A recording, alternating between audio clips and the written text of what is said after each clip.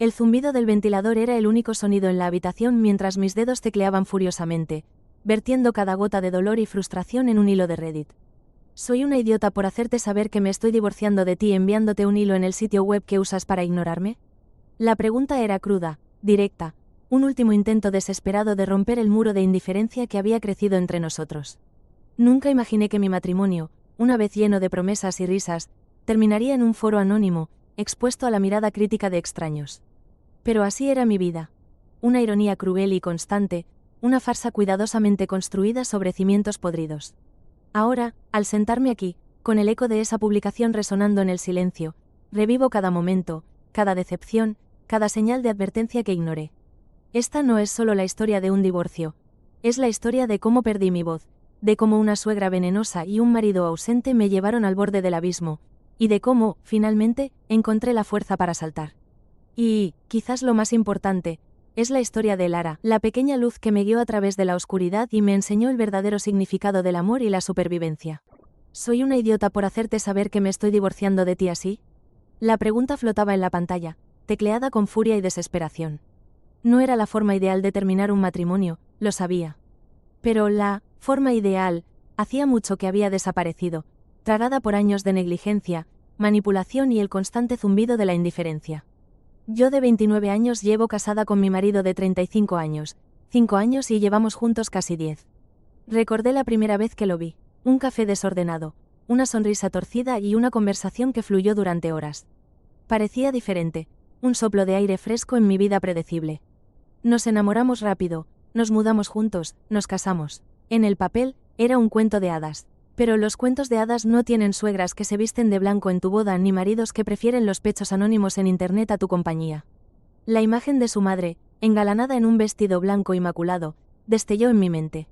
La tradición familiar, había dicho con una sonrisa dulce, mientras me entregaba un pañuelo para las lágrimas de alegría.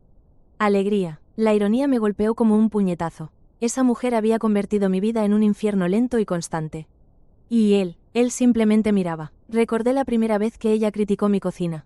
Demasiado salada, dijo, con el mismo tono condescendiente que usaría para reprender a un niño. Él se rió, restándole importancia. Mamá siempre ha sido quisquillosa con la comida. Esa fue la primera grieta. La primera vez que elegía a su madre antes que a mí. Las grietas se hicieron más grandes, más profundas. Su obsesión con Reddit creció, consumiendo su tiempo y atención. Horas dedicadas a calificar cuerpos ajenos, a dar consejos de relaciones a extraños, mientras nuestra propia relación se desmoronaba. Olvidaba aniversarios, cumpleaños, detalles importantes de mi vida. Pero recordaba perfectamente la alineación de las estrellas y los últimos memes virales. Luego estaba la limpieza, o la falta de ella. La casa era un desastre constante, una batalla perpetua entre mi necesidad de orden y su indiferencia. Él parecía creer que la adultez era una actividad opcional, algo que podía evitar mientras tuviera su trabajo y su preciada cuenta de Reddit. Pero la gota que colmó el vaso fue el embarazo. 5 meses, una niña, un faro de esperanza en medio de la oscuridad. Pero incluso eso se vio empañado por su madre. Tendrás que ponerla en forma, dijo, mirándome de arriba abajo con desaprobación. Y criarla para que sea dura. No puede ser demasiado blanda. La idea de que esa mujer tuviera alguna influencia sobre mi hija me llenó de terror. Ella, que creía en el castigo físico, que había visto golpear a su sobrino por nimiedades. Y él, una vez más, defendiéndola. Mamá tiene buenas intenciones, dijo, como si esa frase justificara todo. Estás pensando demasiado en ello. La conversación sobre el cuidado de la niña fue la estocada final. Su sugerencia de que su madre fuera la niñera principal. Mi negativa, mi súplica, su enojo, su acusación de paranoia. Va a ser una parte importante de la vida de nuestra hija, te guste o no. Dijo. En ese momento, supe que no podía seguir. No podía permitir que mi hija creciera en un ambiente donde su abuela la menospreciara y su padre no hiciera nada para impedirlo. Hice las maletas, contacté a un abogado, abandoné el silencio. Y ahora, aquí estaba, observando las reacciones a mi explosión digital, preguntándome si había hecho lo correcto. Si era una idiota por ventilar mis trapos sucios en público. Pero en el fondo, sabía que no tenía otra opción. Había intentado hablar, razonar, suplicar. Había sido ignorada, minimizada, manipulada. Mi voz había sido silenciada durante demasiado tiempo. Este hilo de Reddit era mi grito de guerra, mi declaración de independencia, mi forma de decir, ya basta. La respuesta de él no tardó en llegar. Un mensaje furioso, acusándome de arruinar su vida, de avergonzarlo frente a sus amigos de Reddit. ¿Estás feliz ahora?, escribió. ¿Conseguiste lo que querías? No, no estaba feliz. Estaba asustada, exhausta y profundamente triste. Pero también estaba decidida. No iba a permitir que me controlara más. Sí, respondí. Soy feliz de haberte dejado. Borró su cuenta de Reddit poco después. Una pequeña victoria, pero una victoria al fin. Sabía que esto era solo el comienzo. Que la batalla legal sería larga y amarga. Que su madre haría todo lo posible para hacerme la vida imposible. Pero también sabía que no estaba sola. Tenía a mi familia, a mis amigos y, sorprendentemente, a un ejército de extraños en Internet que me apoyaban. Y lo más importante, me tenía a mí misma, a mi voz, a mi fuerza, a mi determinación de proteger a mi hija. No era una idiota, era una superviviente, y estaba lista para luchar. La primera semana después de la publicación fue un torbellino. Los mensajes de apoyo de mujeres que habían vivido experiencias similares me inundaron la bandeja de entrada. Sus historias, aunque desgarradoras, me dieron la fuerza para seguir adelante. También hubo, por supuesto, los trolls, anónimos que se escondían detrás de perfiles falsos, vomitando veneno y acusaciones. Los bloqueé a todos, decidida a proteger mi paz mental. Mi familia fue un pilar. Mi madre, que siempre había desconfiado de él, me abrazó con fuerza y me dijo que estaba orgullosa de mí. Mi padre, un hombre de pocas palabras, me ofreció su apoyo incondicional y me prometió que me ayudaría en lo que necesitara. Mis hermanos, furiosos por la forma en que me había tratado, estaban listos para enfrentarse a él. Los detuve, sabiendo que la confrontación física solo empeoraría las cosas. Mi abogada, una mujer inteligente y decidida, me guió a través del laberinto legal. Me explicó mis derechos, me ayudó a preparar la documentación y me aseguró que haría todo lo posible para protegerme a mí y a mi hija. Pero el verdadero desafío vino de él y de su madre. Comenzaron una campaña de desprestigio, difundiendo mentiras y rumores sobre mí a cualquiera que quisiera escuchar. Le dijeron a mis amigos que yo era inestable, que había tenido una aventura, que no era apta para ser madre. Intentaron aislarme, hacerme sentir culpable, obligarme a volver. Su madre intensificó sus ataques. Me llamaba por teléfono a todas horas, gritándome y acusándome de destruir a su hijo. Me enviaba mensajes de texto llenos de insultos y amenazas. Incluso se presentó en mi casa, exigiendo que me disculpara y volviera con él. Me negué a ceder, bloqueé su número de teléfono, presenté una orden de restricción y me negué a hablar con ella. Él, por su parte, intentó manipularme emocionalmente. Me enviaba mensajes de texto llenos de arrepentimiento y promesas de cambio. Me decía que me amaba, que no podía vivir sin mí, que haría cualquier cosa para recuperarme. Estaba incrédula. Había escuchado esas palabras antes, una y otra vez. Eran solo una táctica más para controlarme. Empecé a tener pesadillas. Soñaba con su madre persiguiéndome, con él mirándome con indiferencia. Me despertaba sudando, temblando de miedo. Decidí buscar ayuda profesional. Mi terapeuta, que se especializaba en abuso narcisista, me ayudó a procesar mis emociones, a comprender lo que había vivido y a desarrollar estrategias para protegerme. Me di cuenta de que había estado viviendo en un estado de estrés constante durante años. Su comportamiento me había erosionado la autoestima, me había hecho dudar de mi cordura, me había convencido de que merecía el maltrato. La terapia fue un proceso doloroso, pero liberador. Empecé a recordar quién era antes de conocerlo. Una mujer fuerte, independiente y segura de sí misma. Empecé a reconectar con mis pasiones. Volví a pintar, a leer, a pasar tiempo con mis amigos. Empecé a cuidarme, a priorizar mi bienestar.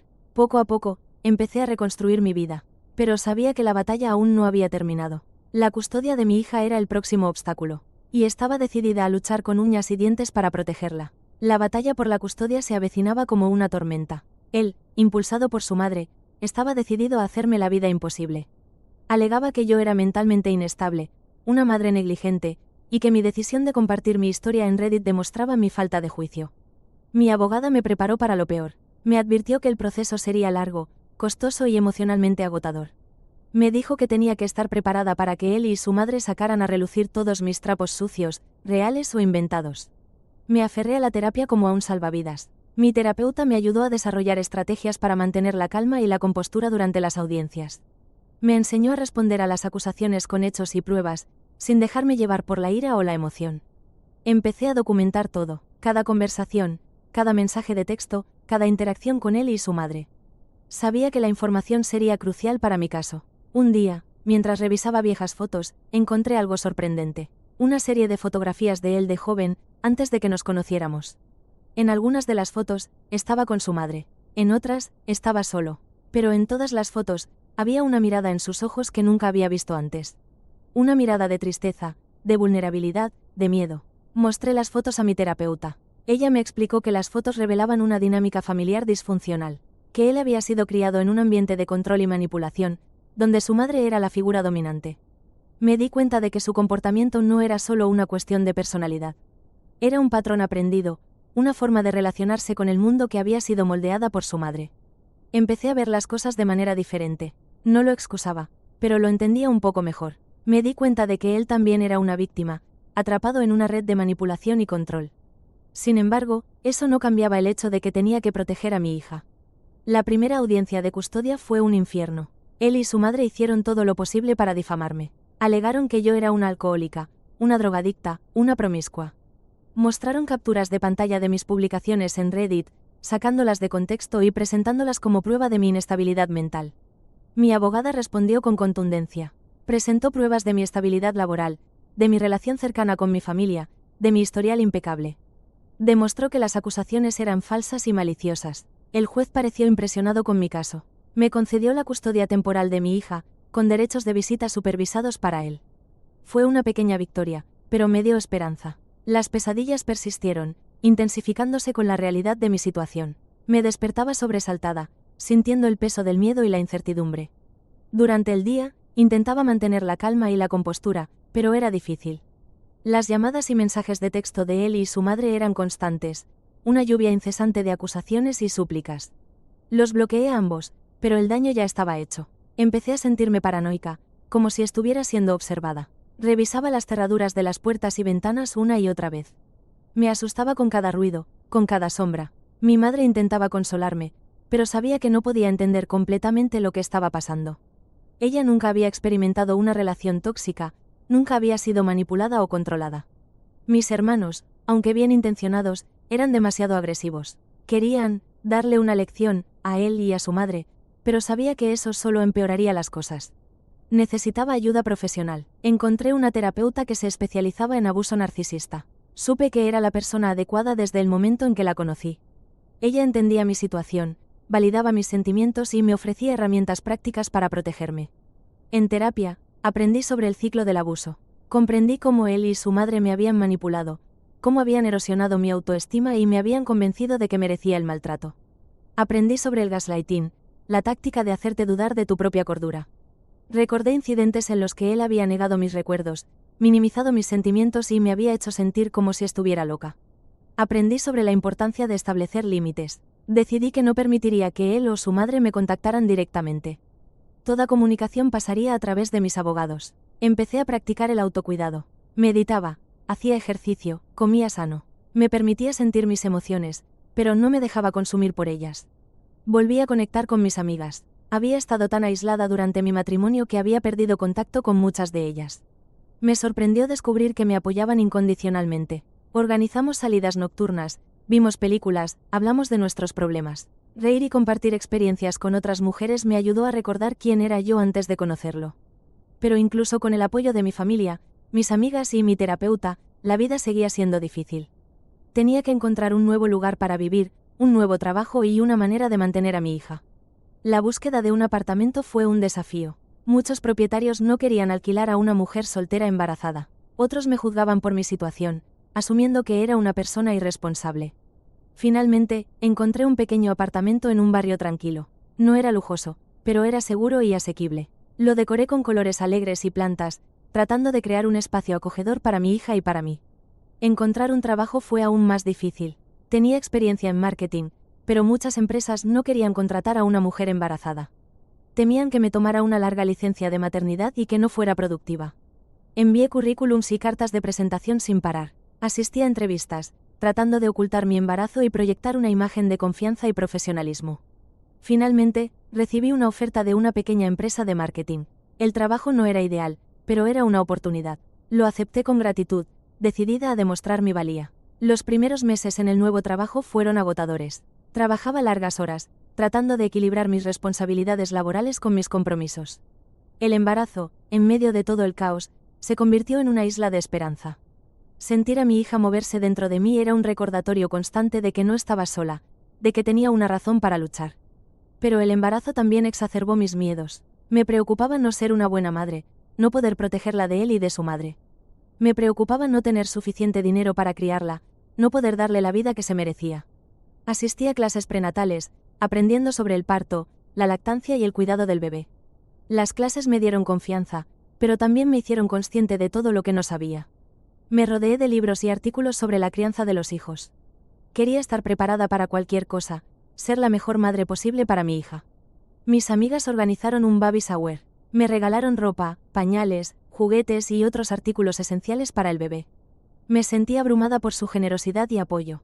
Pero el baby shower también me recordó lo sola que estaba. No tenía un compañero para compartir la alegría del embarazo, no tenía a nadie con quien planear el futuro. A medida que se acercaba la fecha del parto, empecé a sentirme más ansiosa. Temía el dolor del parto, la responsabilidad de cuidar a un recién nacido. Temía que él apareciera en el hospital y me causara problemas. Mi terapeuta me ayudó a manejar mi ansiedad. Me enseñó técnicas de relajación, me animó a visualizar un parto positivo y me recordó mi propia fuerza y resiliencia. Planifiqué un plan de parto detallado. Especifiqué que no quería que él o su madre estuvieran presentes durante el parto. Le pedí a mis amigas que estuvieran conmigo en el hospital, para apoyarme y protegerme. Un día, mientras caminaba por el parque, me encontré con una mujer embarazada. Nos sentamos en un banco y empezamos a hablar. Descubrí que ella también era una madre soltera, que había dejado a su pareja abusiva unos meses antes. Compartimos nuestras historias, nuestros miedos y nuestras esperanzas. Encontramos consuelo en nuestra conexión. Nos dimos cuenta de que no estábamos solas, de que había otras mujeres que entendían lo que estábamos pasando. Nos convertimos en amigas, nos reuníamos regularmente, compartiendo consejos, recetas y apoyo emocional. Nos ayudamos mutuamente a prepararnos para la llegada de nuestros bebés. Su amistad fue un regalo inesperado. Me dio la fuerza para seguir adelante, la confianza para creer en mí misma y la esperanza para el futuro. Finalmente, llegó el día. Las contracciones comenzaron temprano en la mañana. Llamé a mis amigas y a mi terapeuta. Todas vinieron al hospital para apoyarme. El parto fue largo y doloroso, pero también fue increíblemente poderoso. Sentí una conexión profunda con mi cuerpo, con mi hija y con todas las mujeres que habían dado a luz antes que yo. Cuando finalmente sostuve a mi hija en mis brazos, sentí una oleada de amor y gratitud. Era perfecta, hermosa y completamente mía. La llamé Elara, un nombre que significa luz brillante. Ella era la luz que había iluminado mi vida oscura. En ese momento, supe que podía enfrentar cualquier cosa. Tenía a mi hija, tenía a mis amigas, tenía mi fuerza y mi determinación. No importaba lo que el futuro me deparara. Estaba lista, estaba preparada, estaba imparable. La maternidad me transformó, me hizo más fuerte, más valiente y más compasiva. Me dio un propósito, una razón para vivir, y me enseñó que incluso en los momentos más oscuros, siempre hay esperanza. Siempre hay luz, siempre hay amor. La llegada de Elara marcó un nuevo comienzo en mi vida. Un comienzo lleno de desafíos, pero también lleno de posibilidades. Estaba emocionada por lo que vendría. Estaba lista para abrazar mi futuro. Estaba lista para ser la mejor madre posible para mi hija. Y estaba decidida a protegerla, a amarla y a darle la vida que se merecía. Mientras tanto, empecé a explorar nuevas relaciones. Conocí a un hombre en un grupo de apoyo para padres solteros. Era viudo, con 2 hijos pequeños. Era amable, compasivo y comprensivo. No estaba buscando una relación seria, pero disfrutaba de su compañía. Hablábamos durante horas, compartiendo nuestras experiencias y apoyándonos mutuamente. Poco a poco, empecé a enamorarme de él. Pero sabía que tenía que ser cautelosa. Todavía estaba lidiando con las secuelas de mi matrimonio. Todavía estaba luchando por la custodia de mi hija. No podía permitirme cometer otro error. Un día, mientras investigaba sobre el pasado de su madre de mi ex, encontré algo sorprendente. Un viejo artículo de periódico que detallaba un incidente ocurrido hacía muchos años. Cuando él era un niño, su madre había sido acusada de abuso infantil.